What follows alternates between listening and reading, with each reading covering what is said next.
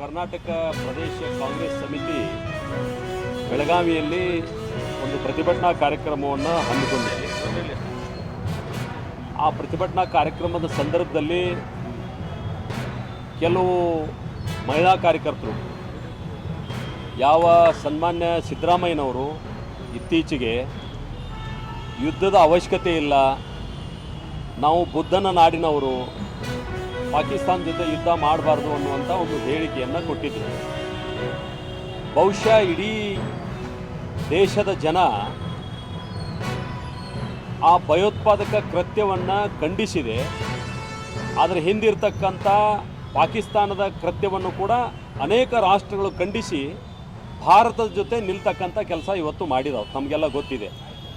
ಅಂಥ ಸಂದರ್ಭದಲ್ಲಿ ಜನರ ಮನಸ್ಸಿಗೆ ವಿರುದ್ಧವಾದಂಥ ಹೇಳಿಕೆಯನ್ನು ಕೊಟ್ಟ ಮೇಲೆ ಭಾಳಷ್ಟು ಕಡೆ ಪ್ರತಿಭಟನೆ ಆಗ್ತಾ ಇದ್ದಾವೆ. ಅವರ ಹೇಳಿಕೆಯನ್ನು ಅನೇಕ ಜನ ಇವತ್ತು ಖಂಡಿಸ್ತಾ ಇದ್ದಾರೆ. ಅದರ ಮುಂದುವರೆದ ಭಾಗವಾಗಿ ಇವತ್ತು ಕೆಲವು ಮಹಿಳಾ ಕಾರ್ಯಕರ್ತರು ಮಾನ್ಯ ಮುಖ್ಯಮಂತ್ರಿಗಳು ಈ ರೀತಿ ನೀವು ಹೇಳಿಕೆಯನ್ನು ಕೊಟ್ಟಿದ್ದೀರಿ, ಉಗ್ರಗಾಮಿಗಳು ನಮ್ಮ ನಾಡಿನಲ್ಲಿ ಬಂದು ಅಮಾಯಕ ಜನರನ್ನು, ಯಾರು ಕೇವಲ 4 ದಿನ ಆಗಿತ್ತು ಮದುವೆಯಾಗಿ ಹನಿಮೂನ್ಗೆ ಹೋಗಿದ್ರು, ಅವರ ಹೆಂಡತಿಯ ಎದುರಿನಲ್ಲಿ ಬರ್ಬರವಾಗಿ ತಲೆಗೆ ಗುಂಡಿಕ್ಕುವಂಥ ಹೇಯ ಕೃತ್ಯ ಆಗಿದೆ. ಪರವಾಗಿ ಮುಖ್ಯಮಂತ್ರಿಗಳು ಸ್ಟೇಟ್ಮೆಂಟ್ ಕೊಟ್ಟಿರೋರು. ಇವತ್ತು ಪಾಕಿಸ್ತಾನ ಟಿವಿ ಚಾನಲ್ ಒಳಗೆ ನಂಬರ್ 1 ಹೀರೋ ಯಾರಪ್ಪ ಅಂತಂದ್ರೆ ಸಿದ್ದರಾಮಯ್ಯ ಅವರು. ಮತ್ತು ಹೀಗಾಗಿ ಅದನ್ನು ಹೇಳಿದ್ದಕ್ಕೆ ಇವ್ರಿಗೆ ಯಾಕೆ ಹೇಳ್ತಾರೆ ಸಂಗತಿ ಮಾಡ್ತೀವಿ. ಮತ್ತು ಕಾಂಗ್ರೆಸ್ನವ್ರು ಏನಾದರೂ ಸ್ವಲ್ಪ ಆದ್ರೂ ಹೆಣ್ಮಕ್ಳ ಬಗ್ಗೆ ಕಾಳಜಿ ಇರ್ತಿತ್ತಂದ್ರೆ ಇವ್ರ ಮ್ಯಾಗ ಕೇಸ್ ಹಾಕ್ತಿಲ್ಲಾಗಿದ್ರು. ಹೆಣ್ಮಕ್ಳ ಮ್ಯಾಗ ಇದು ಮಹಿಳೆಯರ ದ್ವೇಷ ಮಾಡುವಂಥ ಸರ್ಕಾರ, ಅದಕ್ಕೆ ಅವ್ರ ಮ್ಯಾಗ ಕೇಸ್ ಹಾಕಿದ್ದಾರೆ. ಅಂಥದ್ದೇನು ಮಾಡಿದಾರೆ? ಕಲ್ಲು ಹೋಗುತ್ತಾರ, ಏನು ಬಂದೂಕು ತೋರಿಸಿದಾರೆ, ಚಾಕು ತೊಗೊಂಡೋಗಿದ್ದಾರೆ. ಪ್ರತಿಭಟನೆ ಹಕ್ಕದ, ಆ ಹಕ್ಕನ್ನು ಉಪಯೋಗ ಮಾಡುವಂಥದ್ದು ಮಾಡಿದ್ದಾರೆ.